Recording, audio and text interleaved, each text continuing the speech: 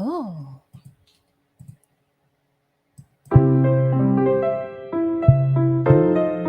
Doobie-doobie-doo.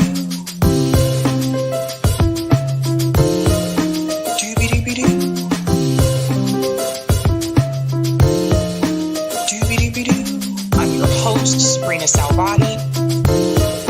Doobie-doobie-doo.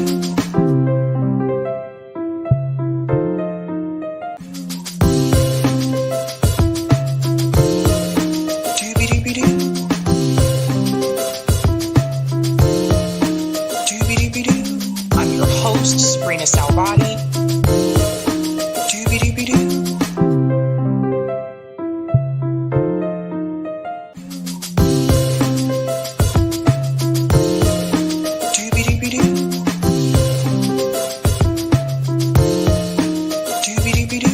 I'm your host, sabrinasalvati.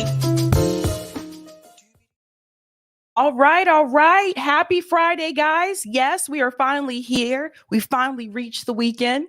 Welcome to Sabs podcast. I'm your host, Sabrina Salvati. If you are new, I want to let you know that Sabs podcast is a part of Revolutionary Blackout Network. You can find me there on Tuesday, Thursday, and Fridays. And you can find me here Tuesday, Thursday, Friday, and Sunday. What is going on, guys? We have interesting news tonight. Yes, Donald Trump has been indicted. But what is this really all about? We're going to dive into that tonight because I have a lot to say. I do believe this is politically motivated. Let me go ahead and give a couple of shout outs to people in the chat and we'll get started. What's going on, Duckzilla? I don't know what Montana is winning other than turning into a right-wing fascist state these days. Our Republican legislator is one of the worst in our state's history. Yeah, so that is about the two ballot initiatives for Montana. We'll get into that. Shout out to Miguel, says, hi, Sabby. Greetings, Aspen Fallen. Shout out to Joe, says, Elon looks as if someone informed him he was wearing garage sale underwear. That picture of him is always funny to me. I'm sorry. Because I wonder what's the story behind that picture. Like, why does he have that expression on his face? What's going on? Angela says, doobie-doobie-doo, doing the happy Friday dance. Greetings, Sabby and Sabby chat. Shout out to Oz. We are living in a lie. Welcome to the Twilight Zone. I love that show, by the way. I never get tired of watching it. I've seen every Twilight Zone episode, but I continue to watch them. Shout out to Hannah G, says this indictment might actually help Trump's popularity. We're going to get into that as well. Shout out to Graham, says, what if we're living in a time similar to before the 1984 election where Reagan won every state except Minnesota? Yeah. Greetings, Mastermind, says revolutionaries assemble. Shout out to CBC Voters, says happy Friday, Sabs. Doobie-doobie-doo. Shout out to Lawrence Johnson, who's a Sabby member, says doobie-doobie-door 2024. Greetings, Terry, says hey, Sabby in chat. Shout out to Old Man, says hey, buddies. Greetings, Sean, who's a Sabby member, says you're solidarity. Shout out to Joe, says thanks, Casey, for the Twitter notification. Okay, I think he's talking to Casey there. Greetings, Steven, says happy Friday, everyone. Shout out to Jay, says happy Friday, everyone. Greetings, Eric, who's a Sabby member, says hey, Friday peeps. Shout out to Corey, who's a Sabby member, says hello all. Greetings, Lawrence, who's a Sabby member, says hi, Meg. And shout out to KC, sending solidarity and fire in the house. Okie doke. We're going to get into it tonight. We are going to get into it. Let me go ahead and shout out everyone who is a Sabby patron. Thank you guys so much for your support. You're doing the damn thing. If you're interested in being a Sabby patron, I have 5 categories. Members, Sabbies, Sabsters, Sabinators, and of course, the ultimate. All of their names are scrolling across the bottom of the screen there on the ticker. Thank you guys so much. Thank you so I'm in a silly mood today. And I believe I shouted out the newbies last night. So thank you guys. Thank you so much. Start us off right and hit the like. That helps me with the algo. And I do have a couple of announcements as well that I want to get into before we get started. Tomorrow, I'm actually doing a special live stream. Someone will be here. I'll tell you at the end of the show. Actually, I think I may have already told you. I'll tell you at the end of the show. Also, next week, there's a couple of guests coming on as well. Do Dissidents will be here Tuesday night. I believe that's Tuesday. Yeah, Tuesday night. And I think Jill Stein might be here either that Friday or the following Friday. I think it's next Friday, but yes. Interesting, fun time. So just don't forget, I am live streaming tomorrow. I don't usually live stream on Saturdays, but we have a special guest in the house. Someone is coming by. I told you I'm in a silly mood. Anywho, let's go ahead and show that beautiful thumbnail. Roll that beautiful bean footage. Okay, tonight we are discussing Donald Trump indicted. Ouch. So much to say about that story. Again, like I said, I think it's politically motivated. We're also going to discuss Tucker Carlson and Tara Reade. Huge news. That's actually a two-part story. So the huge news will actually come after the story about Tara Reade and Tucker Carlson. But we have some bad news to talk about with that situation, but it ends on a good note. And I think you're going to be really excited to hear that. We are also going to discuss Elon Musk warns us about AI. Yikes. This came through. Very scary. Very, very scary.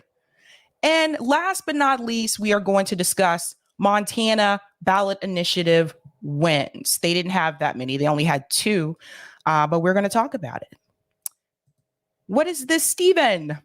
Sabby, have you seen the Gray Zone's latest reporting showing inside and explaining the supposed kidnapping and re-education camps? I have not seen that.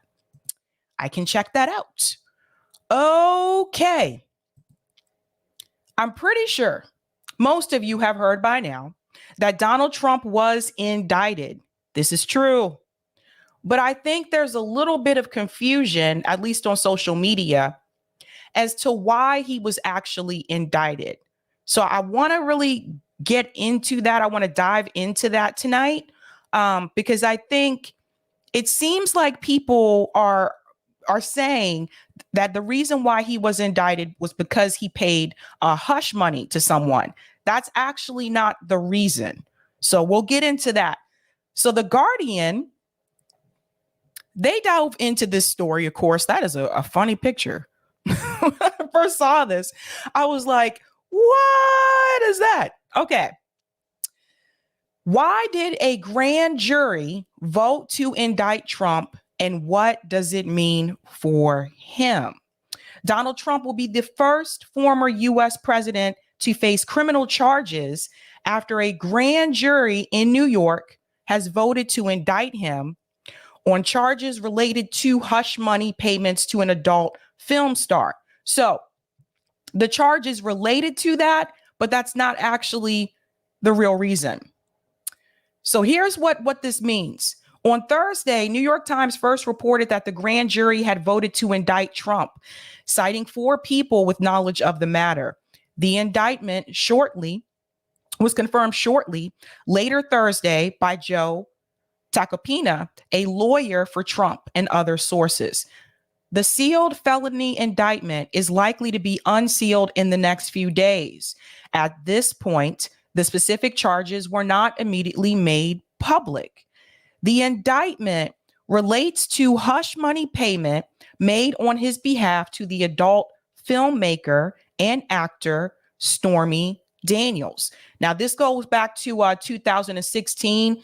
I honestly had forgotten about Stormy Daniels until this indictment was announced. Trump's attorney at that time, who was Michael Cohen, orchestrated the payment to buy Daniels silence over an alleged sexual encounter with Trump in 2016. We're going to talk about hush money as well, as to whether or not that's actually illegal in the United States or not. I'm going to get into that. Why was Trump indicted? Cohen, now an outspoken Trump foe, who testified before the grand jury in the Manhattan case, made the $130,000 payment to Daniels in October 2016. When Trump was president, he reimbursed Cohen with monthly $35,000 checks from his personal account. In 2018, Cohen pleaded guilty to campaign finance charges related to hush money payment. Court documents in Cohen's federal case said the Trump organization falsely described payments as legal expenses. This is the problem right here. And it says citing a legal retainer that did not exist. So it's not so much that he's indicted because he paid someone hush money. He's indicted because he falsely described payments as legal expenses, and he cited a legal retainer that did not exist. This is important that people understand what the indictment is actually for. This is not the first time that someone has paid someone hush money before. These things do happen. However, what you cannot do is you cannot sit here and say that you paid someone legal expenses, you made this payment and it's for legal expenses, when it actually was not. That's important. Now, what have his lawyers said? Trump denies wrongdoing in relation to every allegation against him, whether accusations of criminal activity or claims for civil damages. He has repeatedly decried investigations as political witch hunts. He denies an affair with Daniels, but admitted to paying Cohen, claiming to be a victim of extortion. So it is likely that he is going to be arrested probably within the next couple days. Probably. Don't know for sure, but we will see. But that piece is important for people to understand. Now, when we talk about hush money, is hush money actually illegal? So let's get into that. Now, there is a quote here. I'm going to make this a little bit larger because their font is extremely small. I don't know what that's all about. There's a quote here, and this is from the Slate. Listen to this. Wilkinson Ryan teaches and writes about contracts and researches the moral psychology of legal decision making. She is the author of Foolproof, How Fear and Playing the Sucker Shapes Ourselves and the Social Order and What We Do About It. Listen to this part. We chatted about hush money payments, their relationship to non-disclosure agreements, and their limitations and extra legal power. So this was a part of an interview. So Molly is asking Wilkinson, so when is a hush money payment legally okay and when is it not? Here's the response. It's legally okay in a pretty broad swath of situations. Everybody hear that? This might be surprising to some people. It's legally okay if the information being kept confidential is not about a crime, or if keeping it confidential doesn't otherwise violate the law. If the payment itself is illegal, imagine bribery or blackmail, that's a matter of criminal law. But largely what we are talking about that kind of situation, we're talking about cases in which two parties would have an agreement to keep something confidential. One party pays the other one and says, I'm paying you this money because you promised not to tell anybody about the affair. In those cases, there's nothing illegal about making that transfer. Let me highlight this part right here. because I see people citing this incorrectly on social media. In those cases, there is nothing illegal about making that transfer. They had an agreement. Now, however, but there might be times when the contract isn't enforceable. If the concern is there's a real public interest in this fact being disclosed, that's a reason for a court to say we should not be enforcing this. There are cases where courts take very seriously the idea that enforcing some contracts will create social harm. Now, hopefully that answers the question for you about whether or not hush money is considered to be legal or illegal in this country. But the big problem here is not the fact that he paid someone hush money.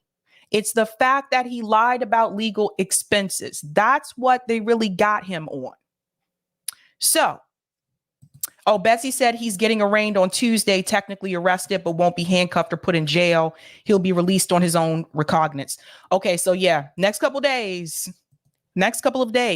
Now, I have a clip here that also goes into a little bit more detail about Trump's indictment. The Manhattan grand jury's move late today, unprecedented, handing criminal charges to a former president, Donald Trump. The indictment, a political earthquake. It's enormously historic, unprecedented to have a former president and a leading presidential candidate facing an indictment. Trump was indicted for his role in allegedly approving an illegal hush money payment to adult star Stormy Daniels before the 2016 election. Daniels, whose real name is Stephanie Clifford, alleged in a 60 Minutes interview that she'd had an affair with Trump in 2006, just months after his wife Melania had given birth to their son Barron. Did he mention his wife or child at all in this? I asked, and he brushed it aside, said, oh, yeah, don't worry about that. We have separate rooms and stuff. It was a payment Trump initially said he knew nothing about. Did you know about the $130,000 payment to Stormy Daniels? But Michael Cohen, the former president's one-time fixer and lawyer, testified that he made the payment to Daniels at Trump's direction to silence her before the election. Trump's legal team now acknowledges the payment, but says Trump was trying to protect his family, not his campaign. Trump maintains he didn't have an affair with Daniels and that he did nothing wrong. The heart of this case is this $130,000 in hush money payments made to Stormy Daniels before the 2016 election. And actually, hush money payments standing alone are not illegal. See? This is what I'm trying to tell you guys. On its own, that's actually not illegal in the United States. Now, remember, he made those payments from his personal account. That's what they're saying. So I'm not sure if this was made via check. I'm not sure if it was cash, but he made those payments from his personal account. If he made those payments as a check, remember what I always tell you, checks are traceable. So I'm not sure what he was thinking. I'm really not sure. Sometimes people who are successful businessmen don't necessarily have the best common sense sometimes. It's just a reality. But on its own, that's actually not illegal. But what is illegal is falsifying business records. From the beginning, it's been one witch hunt and phony investigation after another. Tonight, the former president, now running for re-election, called his indictment political persecution and election interference at the highest level in history. And I will say this. I believe that people should be held accountable. That being said, who are the people and how do you decide who's going to be held accountable and who's not? I don't see anybody trying to hold Joe Biden accountable for the accusation against him in reference to Tara Reade. So it just seems like only certain people are being held accountable. But I also believe that this is 100% politically motivated. If Donald Trump did not run for president and was never president of this country, I don't think that this would even happen. If Donald Trump had not announced that he's running for president again, I do not think that this would have happened. I think that this is done to prevent him from running for president again, because there is a chance, and we're going to look at some polls here. There is a chance that 2024, that Donald Trump can actually beat Joe Biden because he can simply run on two things: inflation in the economy, and two, the Russia-Ukraine war and the amount of money that's been sent to Ukraine. And he's already criticized those things. He has now passed Ron DeSantis in the polls. This is recent reporting. And I'm here to tell you that just because he was indicted, that doesn't mean he's actually going to be convicted. There is a chance that he can beat this, and you can believe that he already hired the best attorneys because he has the money to do that. And I have seen a politician beat something like this a couple of years ago. We're going to get into that as well. For weeks, security has been stepped up in New York City, and now all NYPD officers have been ordered to report for duty at 7 a.m. sharp for deployment across the city. The anticipation of an indictment dividing the country. It's all a witch hunt. You know, they're just trying to find a way to bring him down, and he's going to prevail. Trump's awesome, and our country is in dire need of him back. It makes me supporting more because it's a witch hunt. Ever since Trump first predicted he'd be indicted, he's been defiant, including at his first official campaign rally in Waco, Texas last week. Yeah, exactly, Danny. What's up, Danny from the Left Lens says, wow, New York Dems and the DNC just handed Trump a huge gift here. Right. Basically, what they have done, they have made Donald Trump a martyr. His support is not going to decrease. I don't think people really understand that. All this is going to do is make him a martyr for the cause. And don't be surprised if his popularity increases after this, especially if he beats it. Because if he beats it, then that proves what he was saying all those years, that this was just a witch hunt.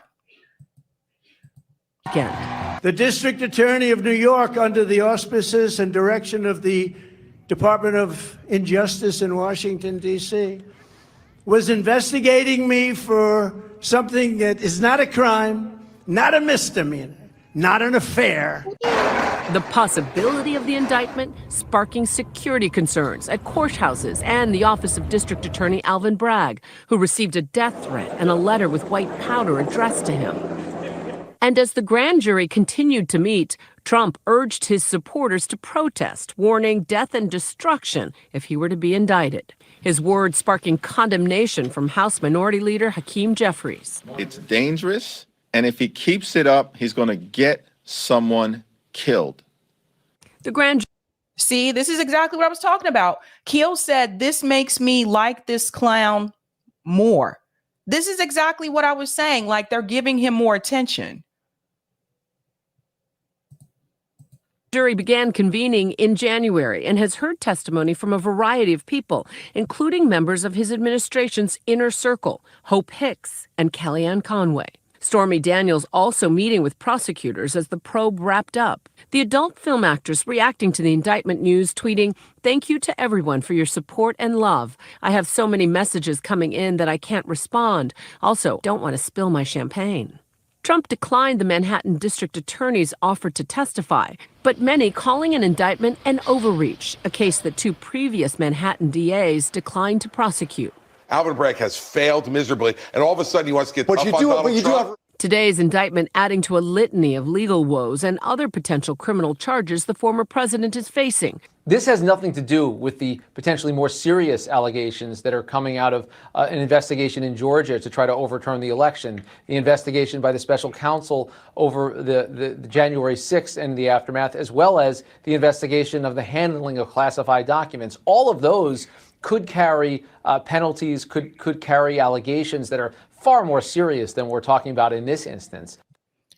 Yeah. So what they'll do sometimes, if they can't get you on something big, they'll try to get you on something that is a little bit more on the weaker side just to get you. Right. So there are other things they could come after him for. But you'll see this happen sometimes. Even with the FBI, they'll do this too. They'll come after you with something weaker just to get you and hold you. And then they'll build a case for the other issues as well, which is probably what they're going to try to do here. But in reference to the classified documents, I mean, Joe Biden has publicly admitted that he also mishandled classified documents. I don't see anybody coming after him. This is the problem with the two-party system. Trump repeatedly denying any wrongdoing in all the investigations, but today's indictment now possibly throwing a curveball into his 2024 presidential ambitions. Former Trump allies and fellow Republicans speaking out. House Speaker Kevin McCarthy tweeting, "Alvin Bragg has irreparably damaged our country in an attempt to interfere in our presidential election." Going on to say the House of Representatives will hold Alvin Bragg and his unprecedented abuse of power to account. His former vice president calling the indictment an outrage earlier tonight on CNN. I think this is an outrage, but I also think at a time when the American people are struggling so much that this will only further serve to divide our country. I don't know what goes into paying hush money to a porn star to secure silence over some type of alleged affair. I can't speak to that. Senate Majority Leader Chuck Schumer saying tonight Trump is subject to the same laws as every American and encouraging the process to proceed peacefully. Yeah, but apparently Joe Biden isn't. The key to Donald Trump's indictment today, Michael Cohen. This is not revenge, right? What this is about accountability. He needs to be held accountable for his dirty deeds. Cohen's testimony serving as a linchpin of evidence for prosecutors. Cohen standing by his testimony. In a statement to ABC News tonight, "I take no pride in issuing this statement. However, I do take solace in validating the adage that no one is above the law, not even a former president." Once Stormy Daniels alleged she'd been paid hush money by Michael Cohen just weeks ahead of the 2016 election, all eyes turned to Cohen. First of all, nothing at the Trump Organization was ever done unless it was run through Mr. Trump. In July 2018, Trump's former power player first broke his silence to ABC News, months after the FBI raided his office and home, seizing a trove of documents, including a payment to Stormy Daniels.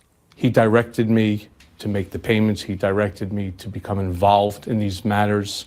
I gave loyalty to someone who truthfully does not deserve loyalty. He was trying to hide what you were doing, correct? Correct.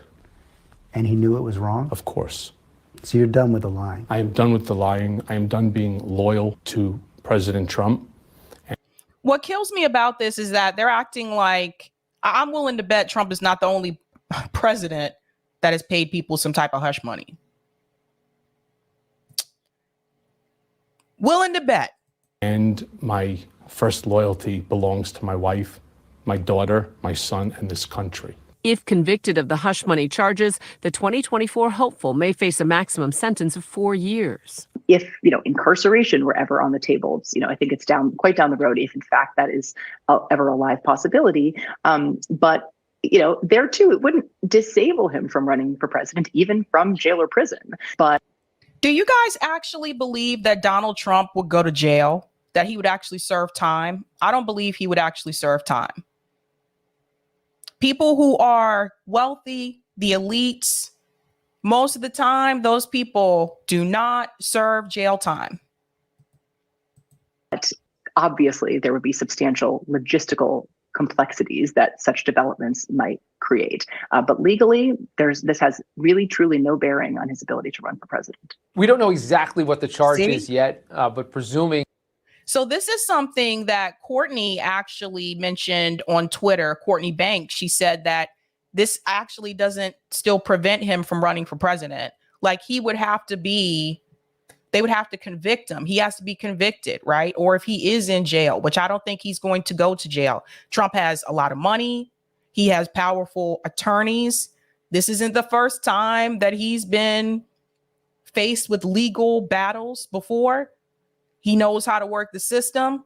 I really don't think he's going to serve jail time. However, she just told you that this still doesn't bar him from running for president.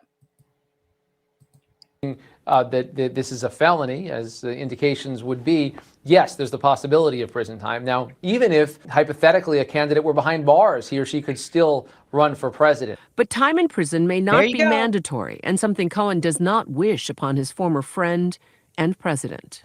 I don't want to see anyone, including Donald Trump, indicted, prosecuted, convicted, incarcerated, simply because I fundamentally disagree with them. There's no way around the fact that we're in a divided country that just got a little more divided as a result of this in all likelihood. You're going to see people break down around party lines as to whether they think this is an appropriate prosecution or not, whether they think Trump is guilty of this, whether they think he should go to prison over it, whether they think he should be eligible to run for office again.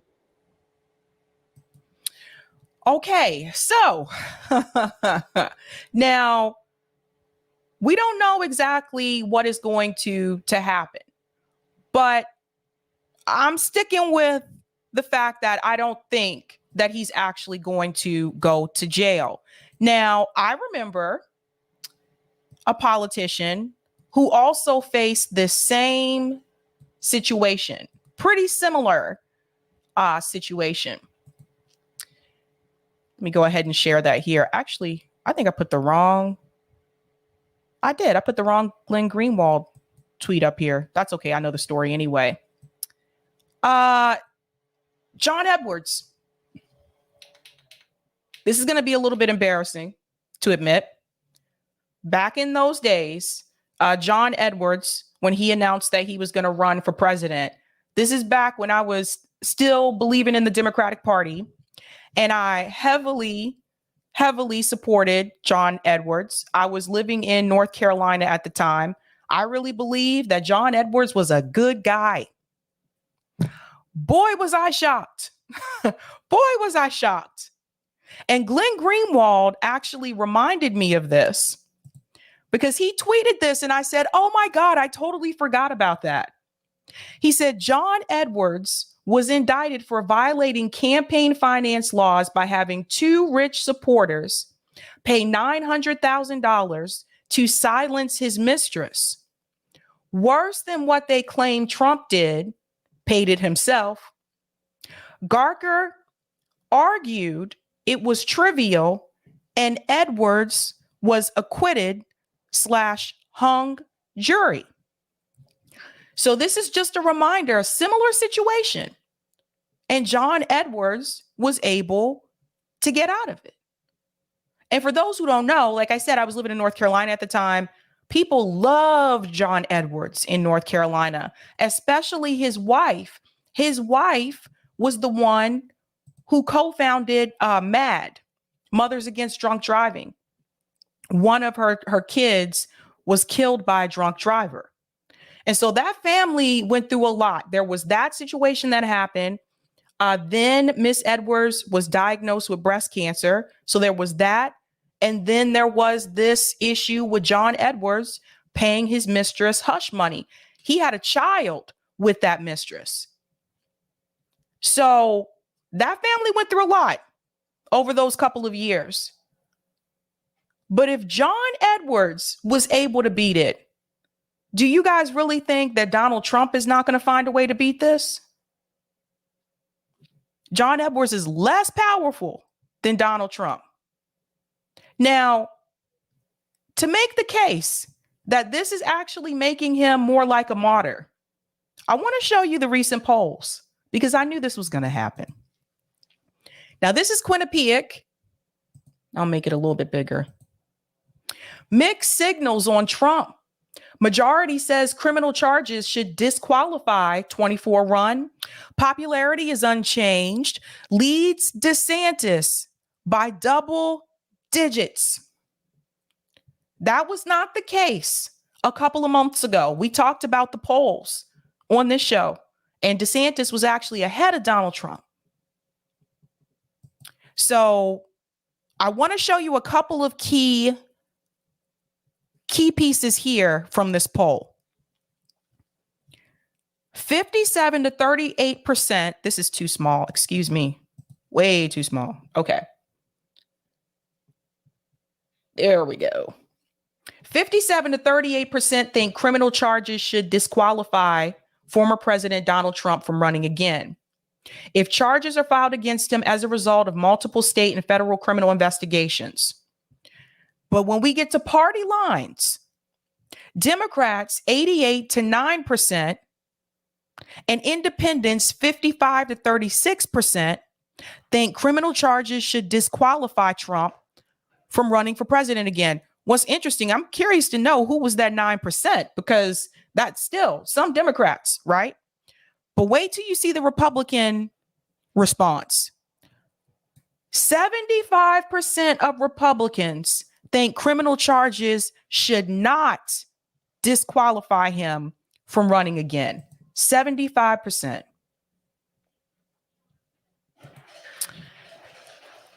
This piece here. More than 6 in 10 Americans, 62%, think the Manhattan DA's attorney case involving former President Donald Trump is mainly motivated by politics. Mainly motivated by politics. 62% see the writing on the wall. More than half. Let's go on. 93% of Republicans and 70% of independents think the Manhattan District Attorney case involving former, oops, sorry, I'm on the wrong one. Sorry, guys. Here we go. 93%. 93% of Republicans, 70% of independents think the Manhattan District Attorney case is mainly motivated by politics, while 66% of Democrats think the case is mainly motivated by the law. So you can see here, it's not even just the Republicans, even the majority of independents see the writing on the wall. Nearly 7 in 10 Americans think Trump was mainly acting out of concerns for himself when he announced on social media that he was going to be arrested in New York and urged people to protest and take our nation back. While nearly 1/4, 24%, think he was mainly acting out of concerns about democracy. Trump and the MAGA movement. More than half of registered voters, 58%, think Trump has had a mainly negative impact on the Republican Party, while 36% think he has had a mainly positive impact.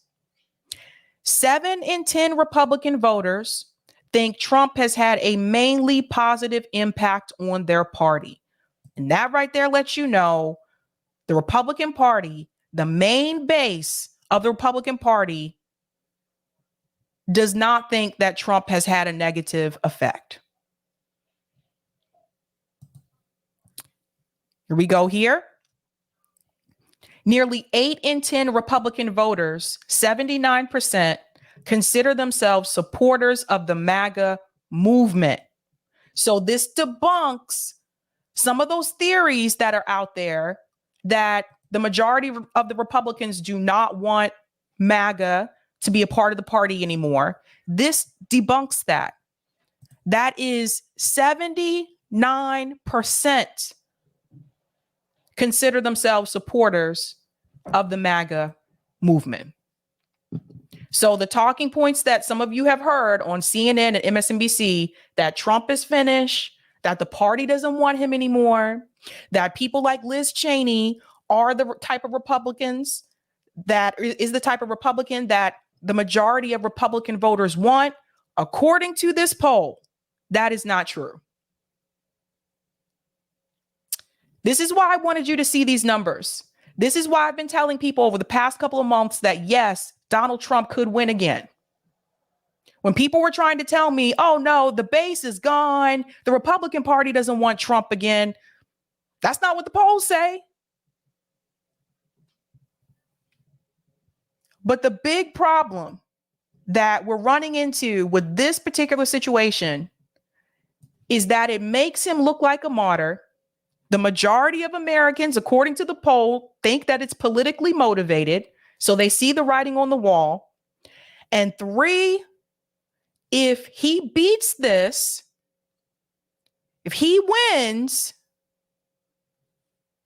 the Democratic Party is going to look very stupid.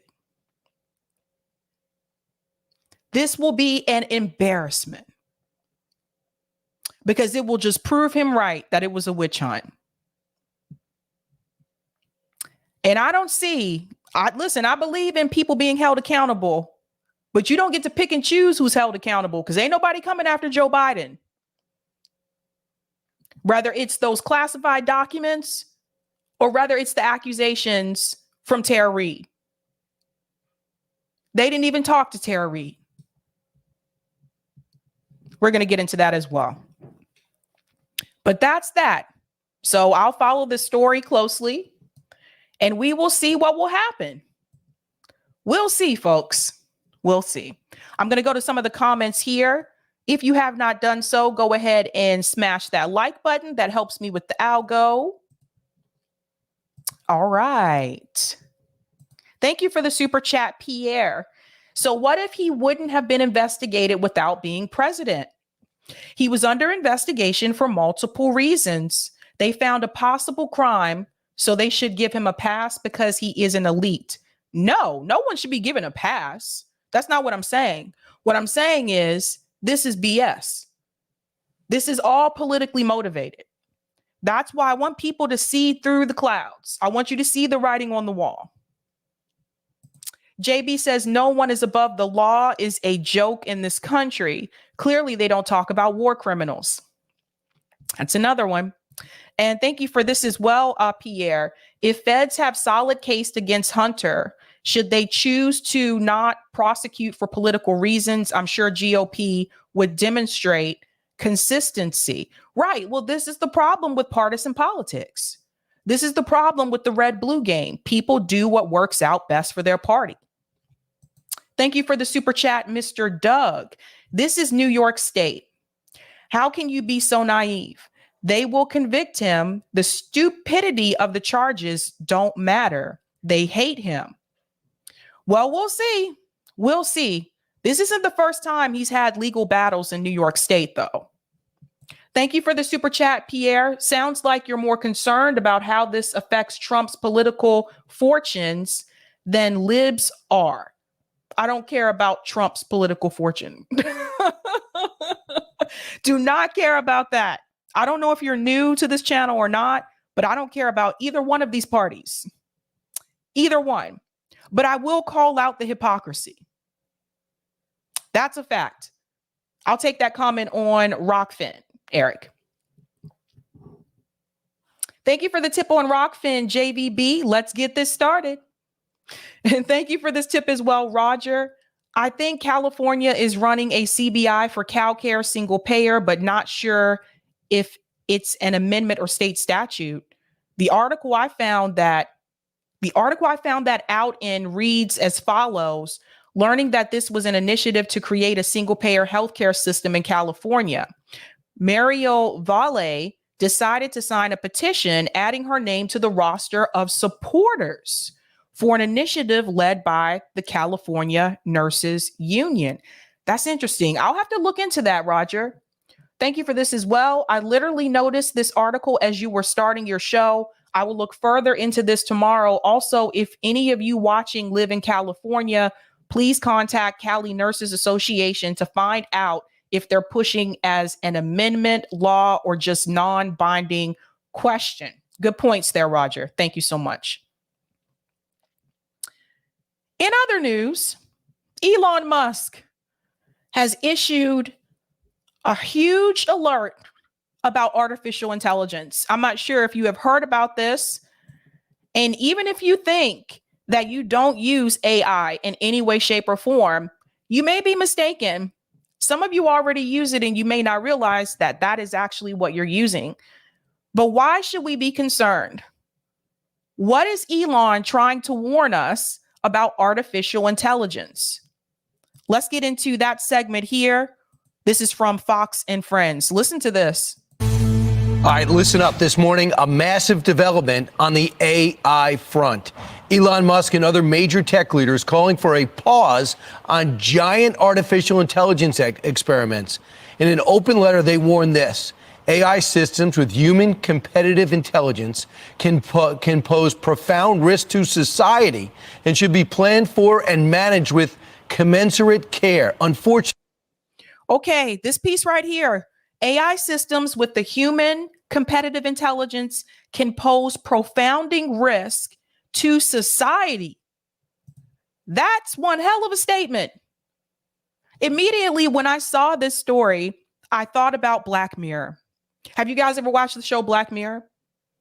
Black Mirror is like a futuristic version of the Twilight Zone, so to speak, right? Each episode somehow involves technology in a different way, shape, or form, but there's usually a bad side to that technology, right? So that's how Black Mirror works. And there was an episode of Black Mirror where they actually had robot dogs in the future. So instead of having actual police, that was not a thing. The robot dogs were policing the people. But the robot dogs went astray and they started to see any human being as a threat. So instead of those robot dogs attacking the criminals, the robot dogs started to attack all human beings. So eventually it got to the point where there were very few people left and those people were hiding out from the robot dogs. Technology gone wild. But the fact that Elon is saying this can pose profound risk to society, yikes. Sable says Robot Dog 2024. Oh boy. Oh boy. It's on Netflix if you guys haven't seen it. Definitely check it out. Unfortunately, this level of planning and management is not happening. It says it should be planned for and managed with commensurate care. Unfortunately, it's not happening.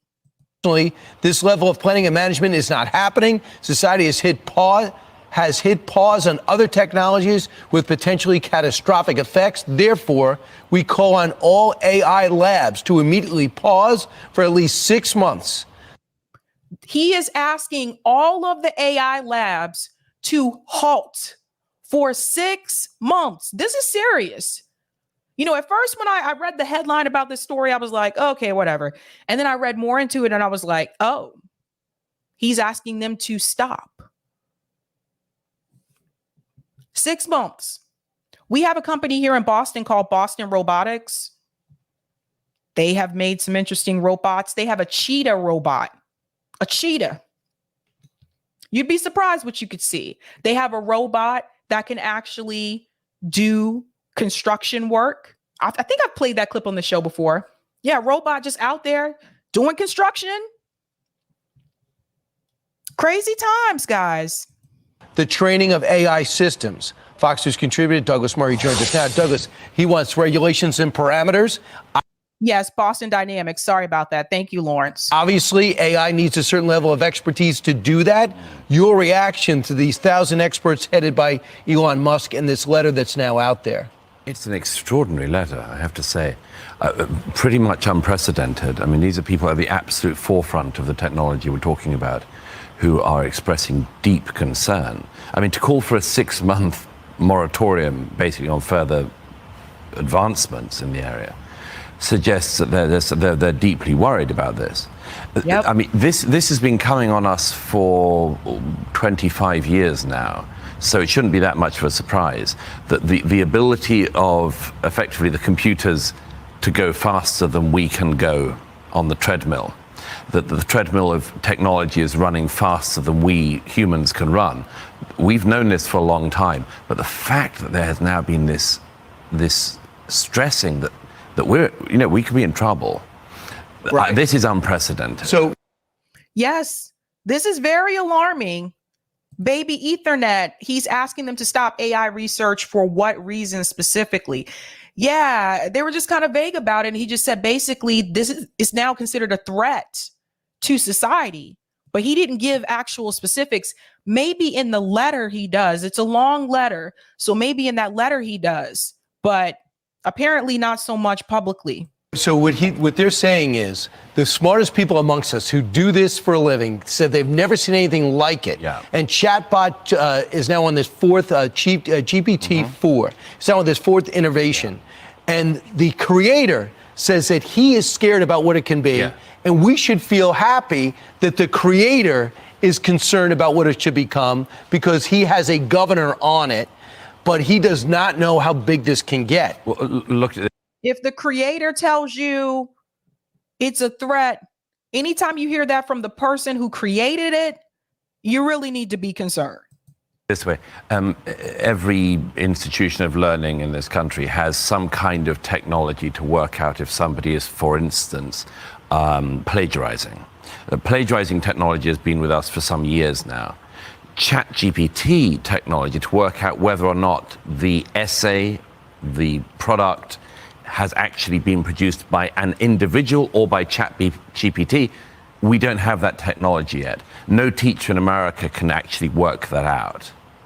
So we're already in a state where the technology is running faster than teachers in America can run. Right. And the creators don't know what this is capable of. They don't know what it's capable of. The technology now can actually code faster than coders too. That's the other thing. Some of my friends, they're coders. So that's why I know about that as well. Like, yeah, the technology is faster. And to Apollo's point, it could put a lot of people out of work. Yeah, I mean, to call for a 6-month sort of ban on this, I think it's quite extraordinary. We've known for about a quarter of a century now that this is coming. It actually comes from the 90s when Kasparov, the great chess champion, was beaten. Now lives here in New York City. Exactly, was beaten by the computer. And he said in his notes, he said, the worry I have is that the computer isn't calculating, it's thinking. We are 25 years on from that now, and the computers are thinking. So they told us it's crazy. Computers revolutionized our life, no question. The iPhone revolutionized our life, no question. They say this is even more revolutionary than those two things. That's how important this moment is. Yes. Remember when Brian Gumbo made those statements on the Today Show? What's this internet thing? What's this whole? They didn't understand, and they were the #1 show on the top network, and that looks funny to us now. This will look to us at one point. Just your final thought on this letter. The computers are smarter than the people. Can you imagine? The internet has revolutionized our lives in so many ways. It's like the printing press in the Middle Ages. We don't know what the consequences of this are going to be. And we are currently living through an era where it's printing press after printing press is being discovered underneath us. Right. And Douglas, it's just so important for everyone to know these are the smartest people amongst us who are demanding a global pause, not a arbitrary senator from a state. No. This is for real. Just want to pause here so you can see the future of life signatories. So there's Elon Musk, there's Steve Wozniak. Now he's from Apple, and there's Andrew Yang, all tech industry people. And they are saying, pause it.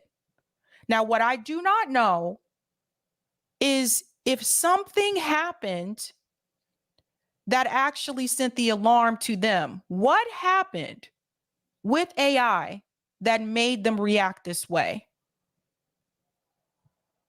I don't know. Andrew Yang has been on here before. This wasn't happening at the time, but he's been on this show before. And this is scary. This is scary. And look at some of these people from Steve Wozniak, co-founder of Apple, to Elon Musk, Andrew Yang here in New York. Thanks so much, Douglas. All right. Thank you. I'm Steve Doocy. I'm Brian Kilmeade. Well. Now, some of you may be thinking that you actually do not use any form of artificial intelligence, but I beg to differ. I want to show you how AI actually works in everyday life. We're going to go ahead and share this clip here. You may be using it and you may not know. Every day, AI helps people with their personal lives, jobs, transportation, education, health, and more, maybe even without them realizing it. Here are some examples of AI in action on a typical day. In the morning, a teenager wakes up and uses facial recognition to unlock her phone. How many of you do this? How many of you use facial recognition for your phones? Type a yes in the chat if you do that. I don't do it. I tried to do it one time. I don't know, it didn't work. And I was like, forget it. I'll just do it the old school way and enter my password. But that's one example of you using AI in your everyday life. She scrolls through social media feeds to see what's new. Then she asks the voice assistant on her phone what the weather is going to be like that day so she knows how to dress for school. A college student uses an app on his phone to deposit a birthday check from his grandmother. He takes a photo of the check, and the app automatically reads the handwriting to figure out the amount. It then deposits it into his account. How many of you have done that? Meanwhile, a younger student uses a different app that is teaching her a new language. The app listens to what she says and can recognize what she's saying even if she makes mistakes. The app then gives her personalized feedback on her pronunciation. At the same time, a person gets in their car to go to work, and the navigation system plans the fastest route based on current traffic. GPS. I'm a big user of GPS. You kind of want to use that here in Boston. The roads are crazy, okay? But GPS is probably one of the most common ones that's been mentioned so far that we use, right? In the car, they listen to a music streaming service, which already knows what types of songs they like based on what they listened to before.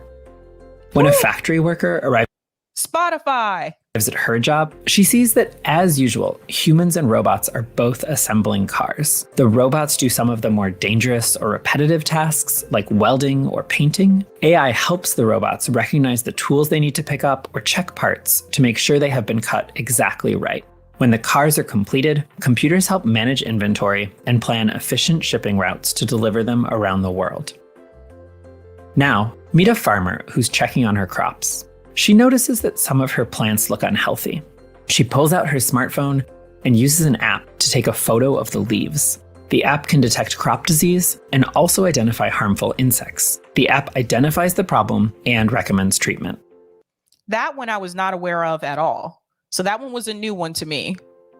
A surgeon is using AI to help make a medical diagnosis for a patient, and then a robot helps her perform a successful surgery. Afterwards, she goes to visit patients in a nursing home, where robots gently lift seniors in and out of bed and help them move around. In the meantime, a traveler needs to book a flight to another city. An automated customer service chatbot helps him book his ticket on the phone. Once he's on board, autopilot flies the plane for much of the flight. Autopilot on the plane!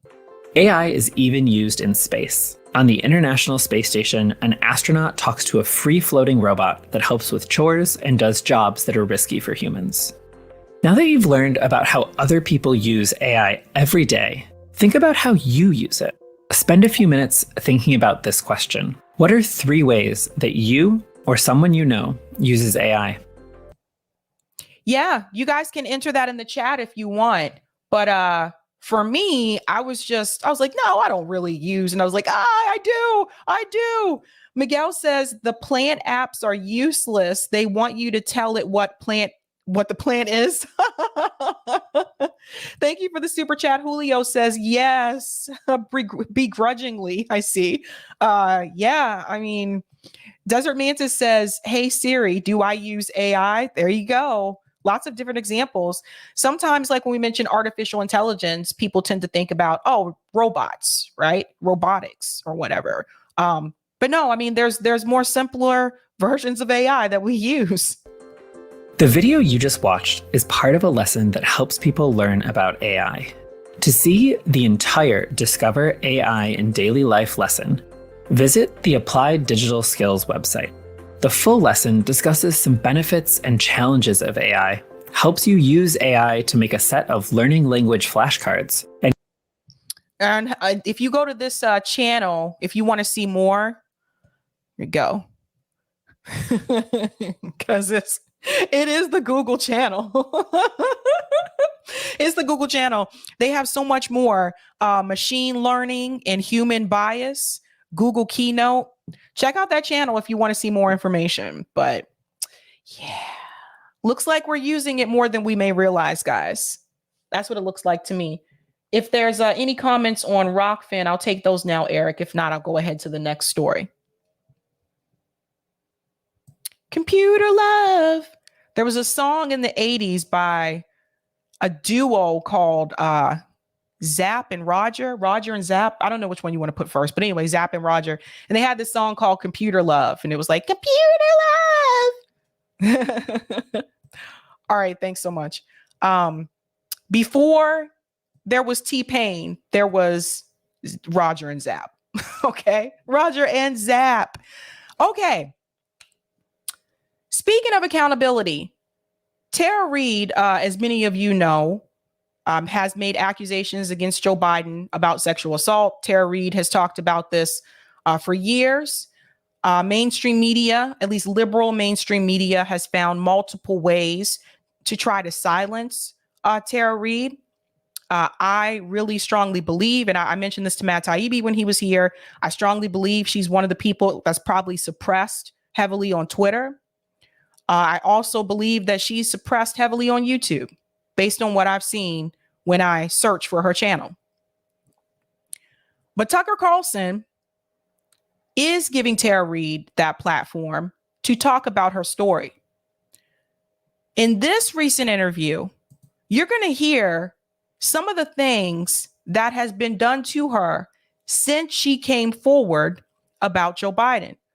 Because a lot of people think it's just they hurt her credibility and that's it. Or some people think that they hurt her image and that's it. But did you know that they also went after Tara Reade financially? This is the bad part of the news that you're going to hear. And then after this clip, I have some good news for you in reference to Tara Reade and this situation. Let's dive in. The neoliberal establishment has decided it can't win arguments. Nobody wants what they're selling at all, so why even bother to convince anybody? So instead, they're going right to force, and you're seeing that all over our country. And one of the ways they're inflicting force on people, inflicting pain, is through civil suits. Bring them to civil court, because anyone can file a lawsuit. And so there are a lot of well-funded lawsuits trying to shut people up or punish them for stepping out of line. And here's the latest example. This has not gotten enough coverage.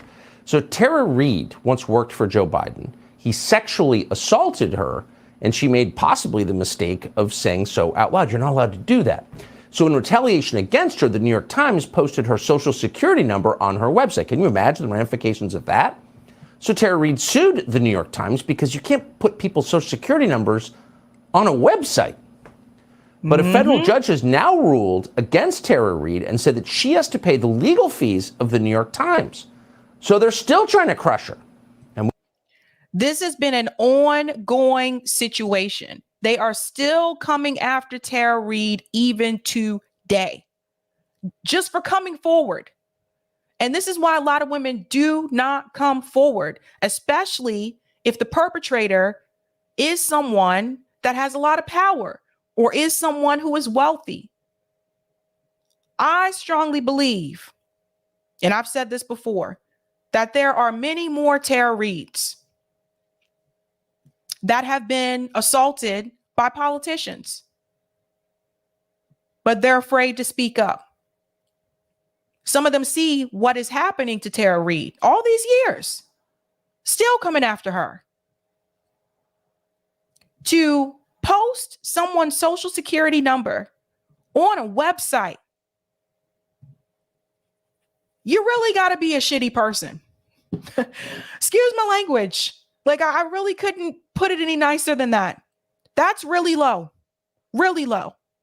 Your social security number links to pretty much your entire identity. So posting her social security number, that actually put her at risk for identity theft. The New York Times did that. And people still consider them to be credible. We think it's wrong. She joins us now. Thanks so much for coming on. Did I misstate any of that? I mean, it seems like you came out and accused the sitting president of a sex crime, and we've spoken at great length about this on the air, and I don't think there's any question that it happened. You said so at the time, and now they're trying to hurt you for saying that. That's what it looks like to me. Yep. Yes, this is just one of the many things that they've done, to try to silence me. But yeah, the lawsuit that I filed was because on the first story that they did, the New York Times, and they used me as basically a whipping post all of 2020 to try to silence and discredit me. But the first story was on Easter Sunday, and I was woken up very early in the morning by a friend who lived back east and said, hey, the online story on New York Times has your congressional ID showing your social security number. We need to get it down. It took a few hours. We got it down, and they did comply with taking it down, but it was very awful. So I did try to file a lawsuit. I lost. The judge ruled that it was in the public interest to print it. And I then was slapped with attorney's fees from New York Times, upwards close to over $71,000. So they tried to silence her. And then when that didn't work completely, because people like Tucker Carlson are giving her a platform so people can hear her, then it's like, let's try to punish her financially. Let's come after her money. After coming forward about Joe Biden, Tara Reade had difficulty getting jobs. You guys know that? She had difficulty getting work. Then at one point, she was able to get employment. She was working with RT. I believe she was freelance at that time, but she was working with them. Then when the U.S. government, they shut down RT, then that was gone. Tara Reade is a mother.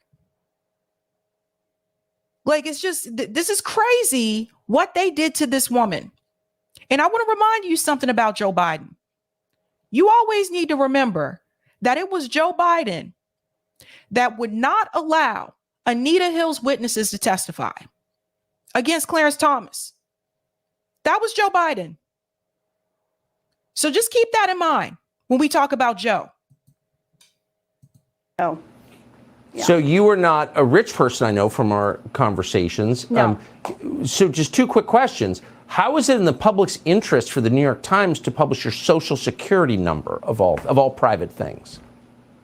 Well, suddenly, I guess there was a great interest in freedom of speech, so in freedom of the press. So freedom of the press would be the impetus for that, and sort of a more of a legal argument. And I don't want to bore your audience with all of that, but there's been different ways that the Biden administration has come after me. They've come after me with the DOJ, with sealed warrants on my Twitter, which are of record, and there's been a little bit of press about that. They took my communications on Twitter and all of that. So yeah, it's been watching Joe Biden take a wrecking ball to I've been experiencing this wrecking ball to my life, but now I've been watching the last couple of years take a wrecking ball to the United States, including the proxy war that Russia and that NATO is and U.S. is fighting against Russia, and upwards of $100 billion going over there when we have dire circumstances here. So all of those things that I talked about, that I criticized Joe Biden about, besides the awful experience of being sexually assaulted by him when I was a Senate staffer in 1993, people are seeing just the true Joe Biden of how corrupt this regime is. And if there needs to be any regime change, it doesn't need to be in other countries. It needs to happen here. Now, I agree. So I want to remind everybody, if you're not aware of this, speaking of Joe Biden taking a wrecking ball to this country, it was just announced recently that millions of Americans are about to be kicked off of Medicaid because Joe Biden did not push back on the GOP legislation to end the pandemic emergency. So he took a wrecking ball to her life, and he's taking a wrecking ball to our lives right now. I don't care if he's Democrat, et cetera, whatever. These past couple years that Joe Biden has been in office, how has your life been financially? Look at the economy. While they sit there and continue to lie to the American people and say, lift half the kids out of poverty, then they ended the child tax credit abruptly. Look at what's happening. How much does food cost at the grocery store for you right now? How much are you paying for a carton of eggs? A wrecking ball to the entire country. And that is very well put.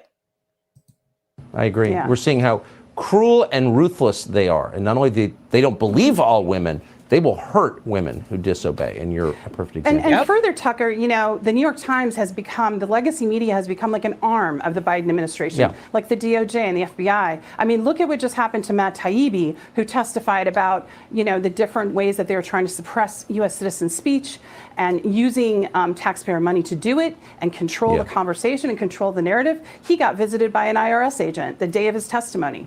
So they send the IRS to your house. Yeah.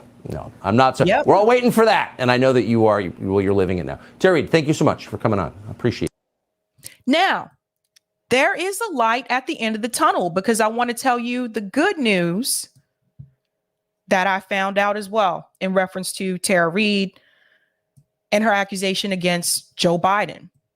Because it turns out that she actually ended up having some unlikely allies. Listen to this. This is good news. Marjorie Taylor Greene and Matt Gaetz invite Biden accuser to Congress. Let's go on. Close this other window. This is a tiny font for me. Republicans Marjorie Taylor Greene and Matt Gaetz have invited a woman who alleges she was sexually assaulted by now President Joe Biden to Congress to give a transcribed interview regarding the claims. Guys, she never had the opportunity. Do you hear me? She never got the opportunity to testify in Congress. She told her story on mainstream media. They smeared her. They attacked her. And all that time, when Joe Biden was running for 2020, they never gave this woman the chance to tell her story. Not once. And look who is actually coming to help. The Democratic Party is done. I've said this before. They're done. The same party that was telling you to believe women. When Tara Reade came forward, all of a sudden, it was don't believe that one. Let's go on. Tara Reade, an author and podcast host, alleged in a 2019 first-person piece that Biden had made unwanted sexual advances on her while she was working in his Senate office as an intern in 1993. The story became a facet of his eventually successful presidential campaign in 2020. The news comes as House Republicans on the Oversight Committee have made investigating the Biden family, in particular its financial records, a priority after gaining the majority in the midterms. While Gaetz stressed the invitation was to get the facts, the move comes as Biden's predecessor, Donald Trump, faces an investigation by the Manhattan District Attorney over allegations of hush money payments during the 2016 election, a move which has been accused by his allies of being politically motivated. Let's go on. Speaking on his Firebrand podcast on Wednesday, the representative for Florida said President Trump might not be the only person answering questions about prior conduct.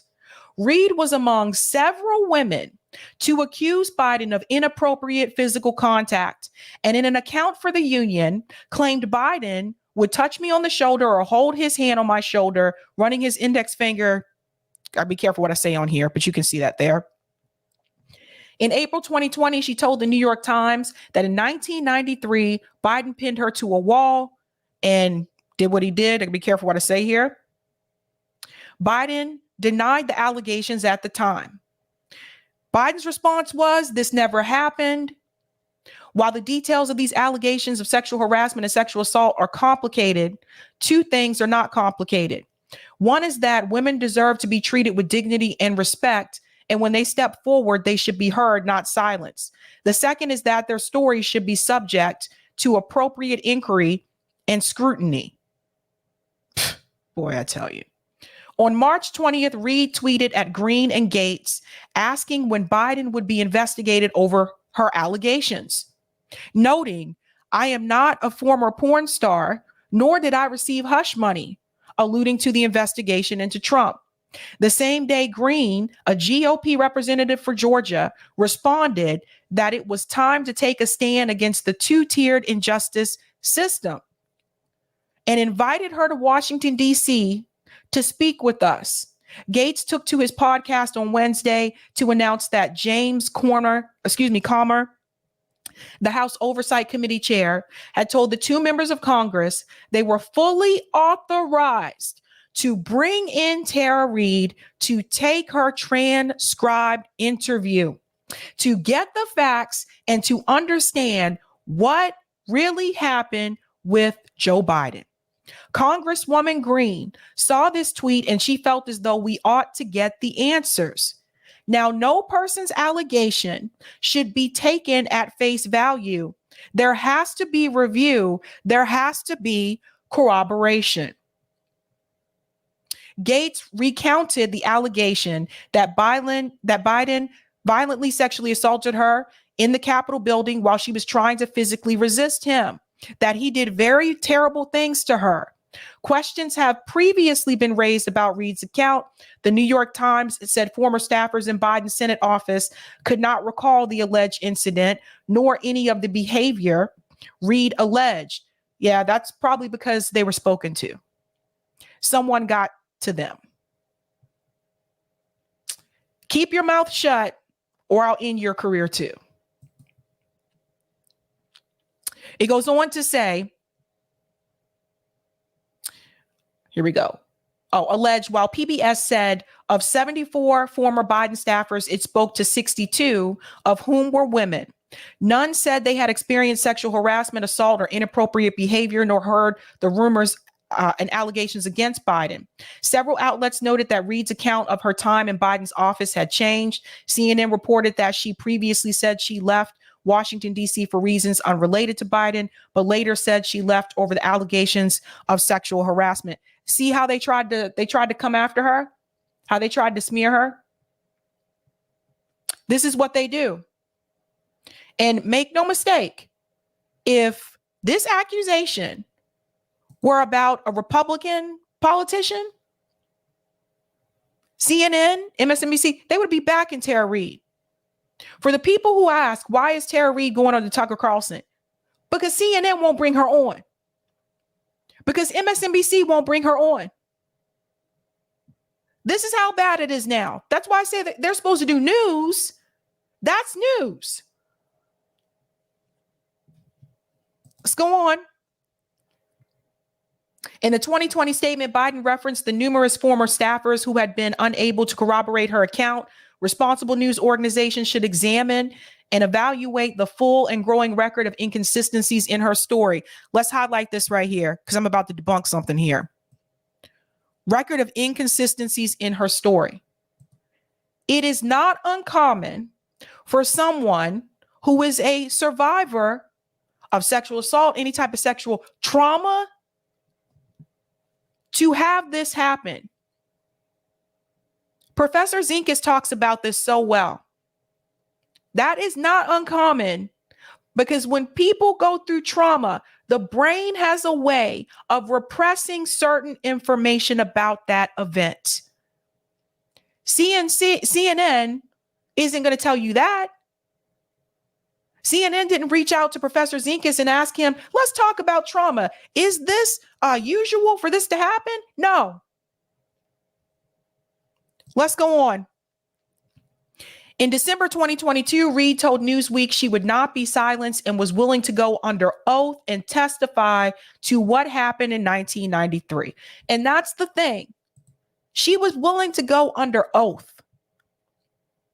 Another thing that they've been saying that is false, by the way. People are saying, well, why didn't she report it after it happened? First of all, there's no timeline. And then second of all, she did.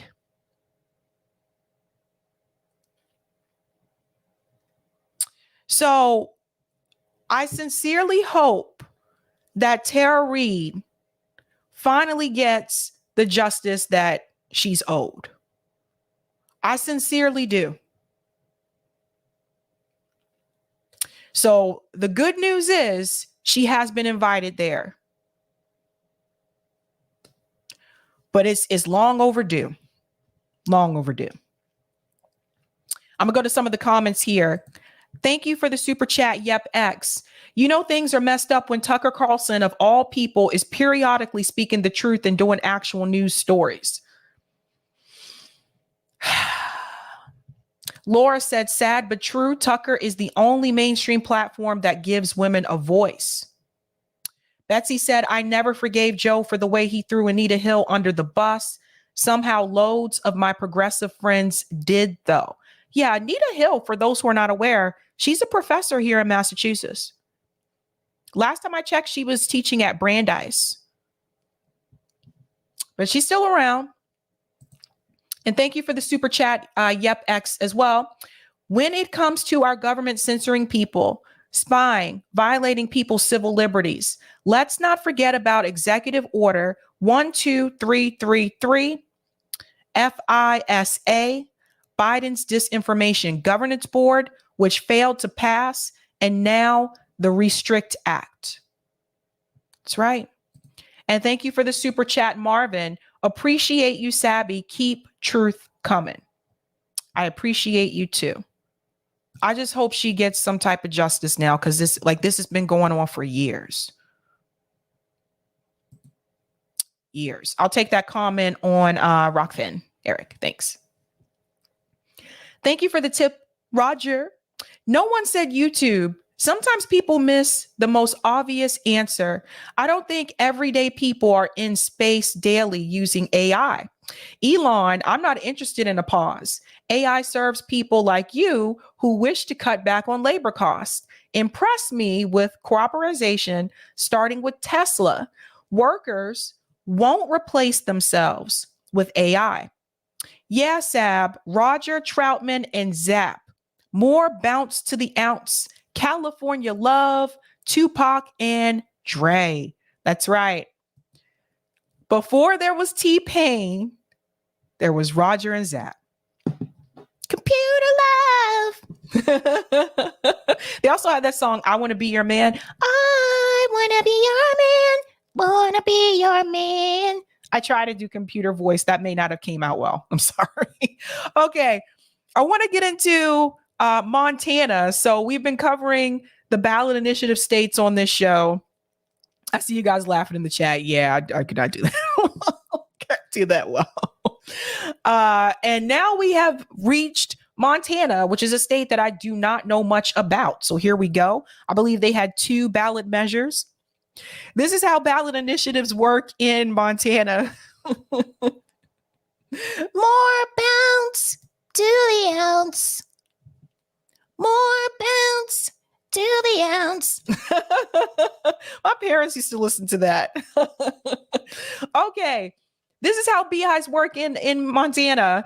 Citizens of Montana may initiate laws as a state statute and ratify their own constitutional amendments using the citizen ballot initiative process. In Montana, citizens also have the power to repeal legislation via veto referendum and call a constitutional convention by initiative. The Montana state legislature may also place measures on the ballot as legislatively referred constitutional amendments or legislatively referred state statutes. Laws governing how citizens get initiatives and referendums on the ballot in Montana. There's no citizen BIs that made it to the ballot in 2022. In Montana, they have the single subject rule.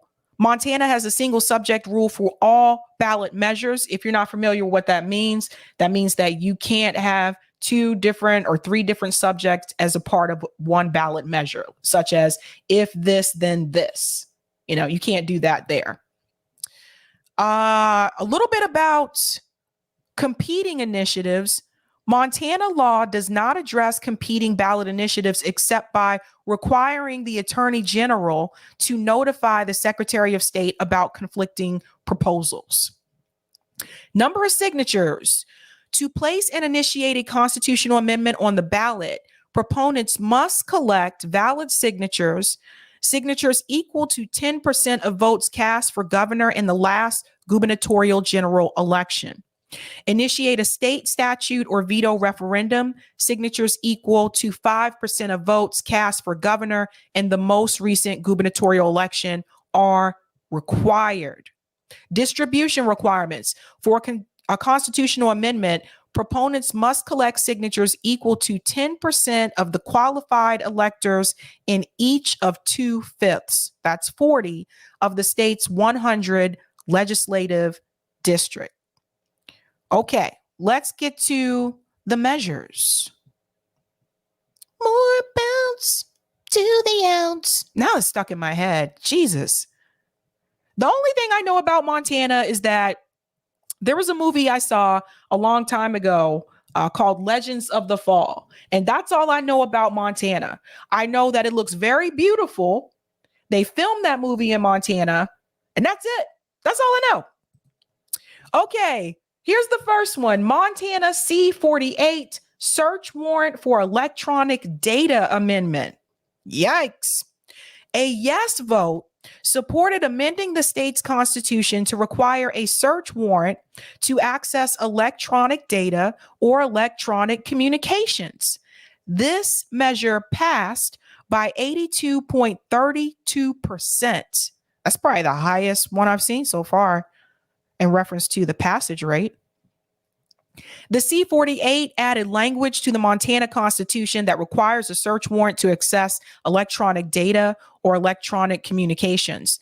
The amendment also states that electronic data and electronic communications would be secure from unreasonable searches and seizures. Well. Who supported this measure? State Senators Bogner and Ellsworth and State Representative Daniel Zonikoff. Organizations that supported it: Americans for Prosperity Montana, Frontier Institute, Libertas Institute. And here is one of the arguments from Jason Ellsworth. SB 203 updates our outdated laws that have not yet caught up with the realities of the 21st century. We've already required a warrant to access cell phone location data, a warrant to access electronic devices, and a warrant to access digital communications in state law. Senate Bill 203 would make those protections even more substantial by asking voters to insert them into the Montana Constitution rather just in law. Pat says, way to go, Montana. Inspiration from unexpected places. There was someone earlier. They were wondering what the winds were going to be for Montana. Okay. Arguments against it. Mark Murphy said the association opposed the amendment because it would produce unintended consequences, especially with regards to investigating internet crimes against children. He said, what I see in this change is a fairly large opportunity for unintended consequences. That's interesting. I didn't think about that. There was no campaign finance money spent on this measure to support or oppose it. Roger put in a little bit of commentary here where he says, what the hell happened between the 2014 case where it was a unanimous decision against the government and then the 2018 case where Thomas and Alito said, nah, I'm going to rock with the government on this one. That's in reference to a search warrant for electronic data. This case right here, Carpenter versus the United States. In this case, the Supreme Court ruled in a 5-4 decision that law enforcement must obtain a warrant to access cell phone tracking data. Chief Justice John Roberts authored the opinion for the majority and said the government's acquisition of the cell site records was a search within the meaning of the Fourth Amendment, and the government must generally obtain a warrant supported by probable cause. Justice Anthony Kennedy dissented from court's opinion and judgment, and he was joined by Clarence Thomas and Sam Alito. Kennedy argued that the court's ruling puts needed, reasonable, accepted, lawful, and congressionally authorized criminal investigations at serious risk in serious cases, often when law enforcement seeks to prevent the threat of violent crimes, and it places undue restrictions on the lawful and necessary enforcement powers exercised not only by the federal government, but also by law enforcement in every state and locality throughout the nation. That's interesting. I did not know about that case. Did not know about that. Okay, and the other measure, Montana LR 131 medical care requirements for born alive infants measure. A yes vote supported this ballot measure to state that infants born alive at any stage of development are legal persons, require medical care to be provided to infants born alive after an induced labor, a C-section, attempted abortion, or another method, and establish a $50,000 fine and or 20 years in prison as the maximum penalty for violating the law. This measure did not pass. It failed by 52.55%. Let's see. It says it defined born alive as the complete expulsion or extraction of the mother of a human infant at any stage of development, who after expulsion or extraction breathes and has a beating heart or has a definite movement of voluntary muscles, regardless of whether the umbilical cord has been cut and regardless of whether the expulsion or extraction occurs as a result of natural or induced labor, C-section, induced abortion, or another method. At the time of the election, Montana law stated that a person commits an offense if they purposely, knowingly, or negligently cause the death of a premature infant born alive. Interesting, the negligently part. If the infant is viable, the maximum punishment for negligent homicide was time in prison not to exceed 20 years and a fine not to exceed $50,000. Damn. Brutal. Okay. Unfortunately, I can't read Roger's commentary. It's blurry for some reason. Yeah, I can't read that for some reason. It's hard to read. But for this one, it did fail. Maybe I can try to. Maybe a little bit. Okay. Roger said, strange how after they passed it in both chambers, that they decided to put it to the voters to sign through their votes using the legislative referred state statute rather than sending it to their Republican governor who would not have vetoed it, which I would have understood if they had a Democrat governor. Meanwhile, they did the exact opposite in 2018 when they did have a Democrat governor, sending it to him for signature where he vetoed it. Either way, the voters didn't want it. One of the great things about ballot initiatives is this is direct democracy, putting it in the hands of the voters. I wish every state in this country was a BI state. We could get a lot more things passed. We've passed a lot here in Massachusetts with BIs. So it's not easy. They're not easy. They do cost money and labor. But when it works, it works. What's that, A. Ross? That sounded like a good way to criminalize actual miscarriages, psychotic shit. Yeah, that's why I was like, this is pretty strict, you know? Interesting. Okay. Thank you for the super chat, Marvin. Sab, talk about 686 Restrict Act Senate danger. I have to read about that more. I haven't forgotten about it. Ron Pacone sent that to me, but I do need to read over it more. Maybe I can mention it tomorrow if I have time to look into it. Make sure I pull this up here. Yes, I haven't forgotten, but thank you for reminding me because Ron, he did tell me about that. Where's my picture? I just want to make that announcement so you guys don't forget. Oh, there it is.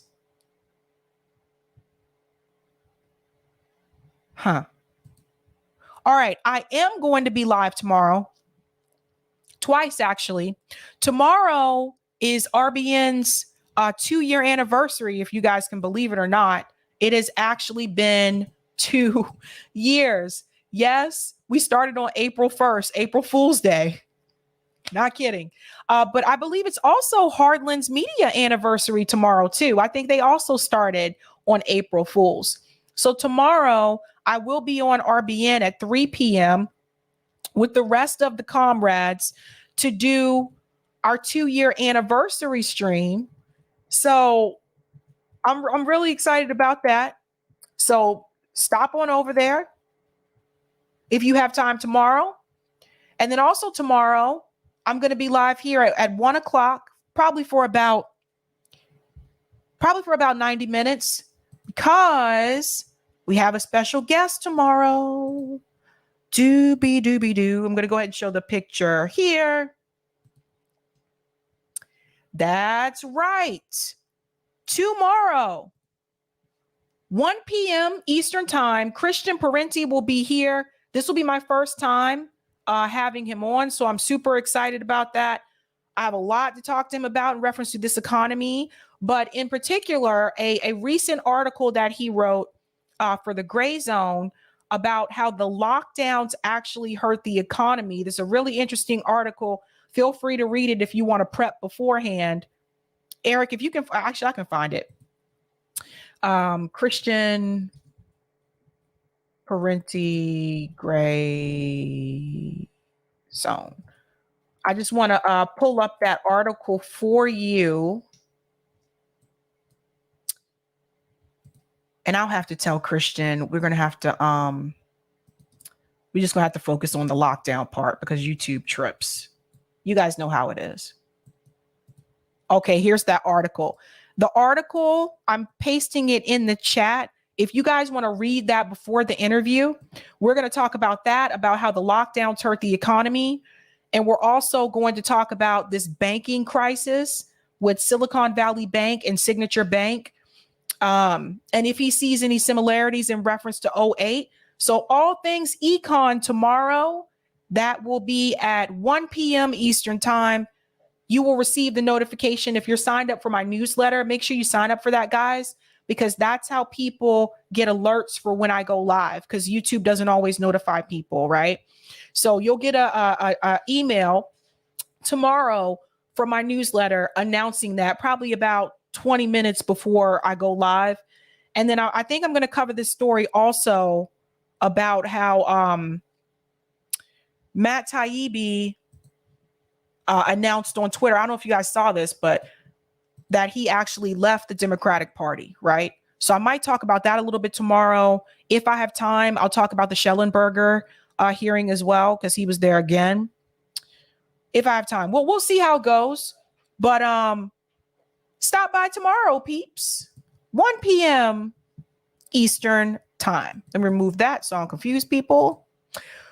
Okay, guys, that is it for me tonight. I hope you learned something new. One more Rockfin? Okay. I'll take that whenever, yeah. It's the rock to the fin. It's the rock to the fin. Rock to the fin. Thank you, Miguel. Congrats, RBN and HLM. Thank you. Thank you. All right.